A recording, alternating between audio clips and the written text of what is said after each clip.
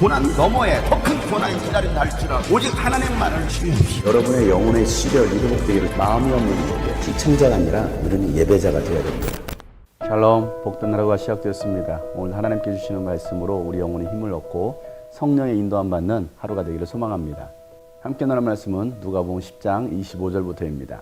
어떤 율법교사가 일어나서 예수를 시험하여 말하였다. 선생님, 내가 무엇을 해야 영생을 얻겠습니까? 예수께서 그에게 말씀하셨다. 율법에 무엇이라고 기록하였으며 너는 그것을 어떻게 읽고 있느냐? 그가 대답하였다. 내 마음을 다하고 내 목숨을 다하고 내 힘을 다하고 내 뜻을 다하여 주 너의 하나님을 사랑하여라 하였고 또 내 이웃을 내 몸과 같이 사랑하여라 하였습니다. 예수께서 그에게 말씀하셨다. 내 대답이 옳다. 그대로 행하여라. 그리하면 살 것이다. 그런데 그 율법교사는 자기를 옳게 보이고 싶어서 예수께 말하였다. 그러면 내 이웃이 누구입니까? 예수께서 대답하셨다. 어떤 사람이 예루살렘에서 여리고로 내려가다가 강도들이 그 옷을 벗기고 때려서 거의 죽게 된 채로 내버려 두고 갔다. 마침 어떤 제사장이 그 길로 내려가다가 그 사람을 보고 피하여 지나갔다. 이와 같이 레위 사람도 그곳에 이르러 그 사람을 보고 피하여 지나갔다. 그러나 어떤 사마리아 사람은 길을 가다가 그 사람이 있는 곳에 이르러 그를 보고 측은한 마음이 들어서 가까이 가서 그 상처에 올리브 기름과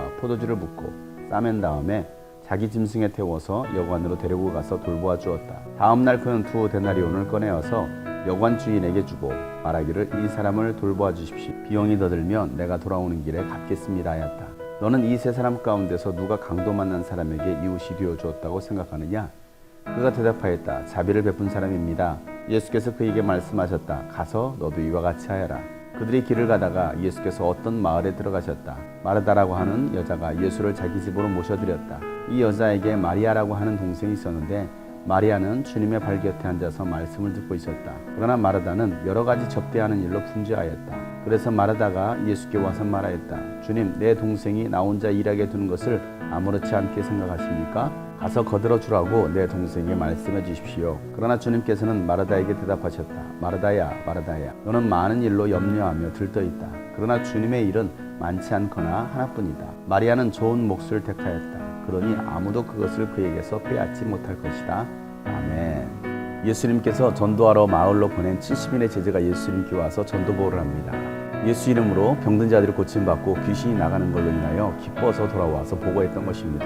예수님은 귀신이 떠나간 걸로 기뻐하지 말고 너희들의 이름이 하늘나라에 기록된 걸로 기뻐하라 라고 말씀하시면서 이 놀라운 하나님의 비밀이, 하나님의 뜻이 지혜 있는 사람들과 똑똑하다라고 말하는 사람들에게는 감춰주셨고 철부지 어린아이들에게는 드러내주셨습니다 라고 예수님 말씀하십니다. 스스로 똑똑하고 지혜롭다라고 생각하는 사람들은 바로 율법학자들, 바리새인들이었습니다. 대제사장들이었습니다. 그들은 하나님 아버지의 뜻을 알지도 못했습니다. 아버지를 알지 못하니 아들을 알 수가 없는 것이었습니다.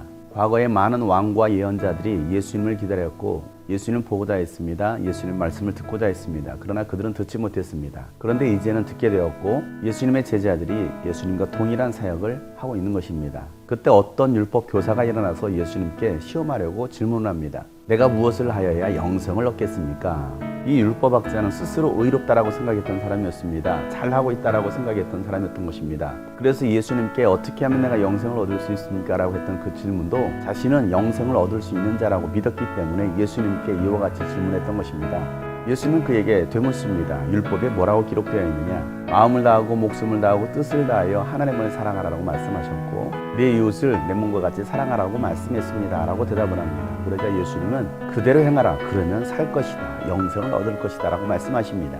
이 예수님의 대답을 듣고서 율법교사는 자신을 옳게 보이고 싶어서 또 질문을 합니다. 그러면 누가 나의 이웃입니까? 이 질문도 자신은 이웃을 사랑하고 있다라고 생각했던 것입니다. 예수님은 예루살렘에서 여리고로 내려가다가 강도 만난 한 사람의 이야기를 하십니다. 강도가 그 사람의 옷을 다 벗기고 때려서 거의 죽게 된 채로 버려두고 갔습니다. 그때 어떤 제사장이 그 길로 내려가다가 강도 만난 사람을 보고서 벌찍이 돌아서 갑니다.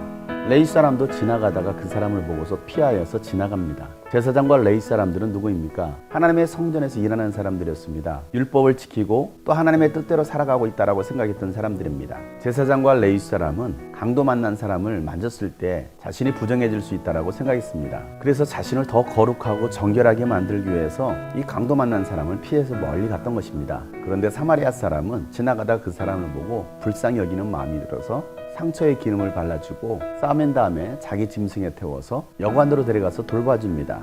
그리고 2데나리온까지 꺼내주면서 여관 주인에게 돌봐주라고 말을 합니다. 모자라가던 돌아올 때 자신이 다 갚겠다라고 말을 합니다. 사마리아 사람은 레위인이나 제사장들이 볼 때는 죄인이라고 여겼던 사람이었습니다. 부정한 사람이었습니다. 그런데 오히려 사마리아 사람은 강도를 만난 사람을 돌봐주고 마치 자신의 일인 양 치료비까지 다 챙겨주고 비용이 더 들었을 때는 갚겠다라고까지 말을 합니다. 예수님은 율법학자에게 이 세 사람 중에 누가 강도 만난 사람의 진짜 이웃이냐라고 묻습니다. 그러자 율법학자는 자비를 베푼 사람입니다 라고 대답을 합니다. 그래서 예수님은 그러면 너도 가서 이와 같이 하여라 라고 말씀하십니다. 이 말은 이 율법학자는 이와 같이 하지 않았다라는 것입니다. 어려움 당한 사람들을 돌봐주지 않았습니다. 불쌍히 여기는 마음이 없었습니다. 오히려 정죄하고 심판하기에 급급했습니다. 그러면서도 자신은 율법을 지키고 있다라고 율법을 가르치는 자라고 스스로 의롭다라고 생각했던 것입니다. 그러한 자들은 결코 하나님 나라에 들어갈 수 없는 영생을 소유할 수 없는 자라는 것입니다. 여러분, 누가 영생을 소유할 수 있습니까? 하나님을 사랑하고 이웃을 내 몸과 같이 사랑하는 자입니다. 이론으로 아는 자가 아니라 실천하는 자입니다.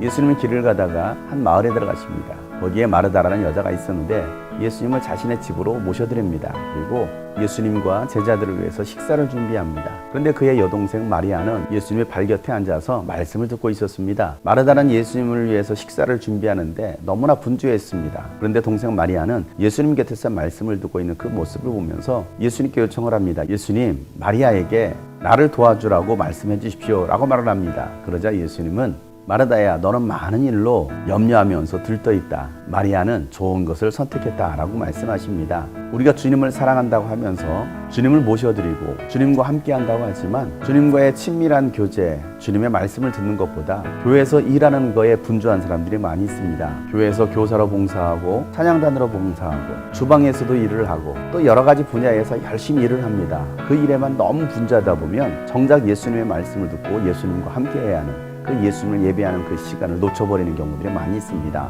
마르다가 그랬습니다. 분주했습니다. 일만 하다 보니까 사역에 지친 것입니다. 예수님과의 사랑의 관계, 사랑의 만남, 친밀한 사랑의 나눔이 없었던 것입니다.